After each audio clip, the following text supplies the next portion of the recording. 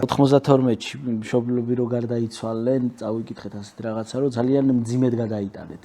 იცი როგორ გადავიტანე მძიმედ? ჯერ მამა გარდაიცვალა, რომელმაც გაიგო დედას რო კიბო ჰქონდა. დედა ჩემმა დამარხა მამა. 6 თვეში გარდაიცვალა დედა ჩემი და 6 თვეში მიყვა ბიძა ჩემი. ბიძა ჩემი იყო გია მატარაძე რეჟისორი. წარმოიდგინე 6-3 ისეთი ადამიანი წავიდნენ ჩემი ცხოვრებიდან, რომელიც აი გაგზარდა მიჭერდნენ რა, ოჯახს იჭერდნენ ჩემ, არ მეკლდა არაფერი, რაღაცა. ფეხებზე მეკიდა რა. ისეთი ხალხი იყო რა. მაგრამ მე დავრჩი მარტო.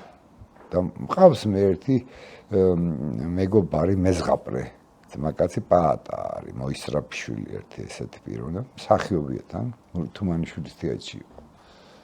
და მეზღაპრე მითხრა, შენახა რომ ის ტიპიო, ვინცო მშობლების სიკვდილმაო დაგაკაცაო ნაადრევად.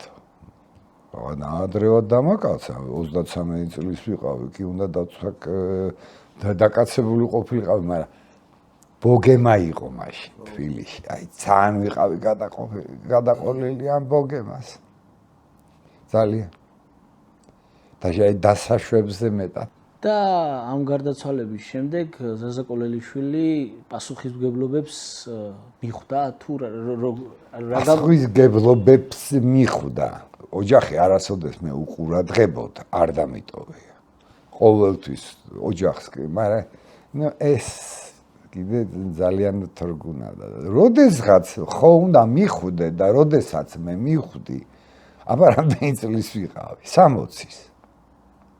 მაგრამ მანამდე ეხა უკვე დიდი შვილები, შვილიშვილები, გაიგე, უკვე აღარ არის სიძნელე იყო, რომ აი ესე მიყოლებით 3 ყავდა ძუძუთა და 3 ბავშვის დახმარებას ვიღებდით 5 ლარს. გესმის? და მე ვთხე რომ გავაჩინეთ მოგვიხსნეს.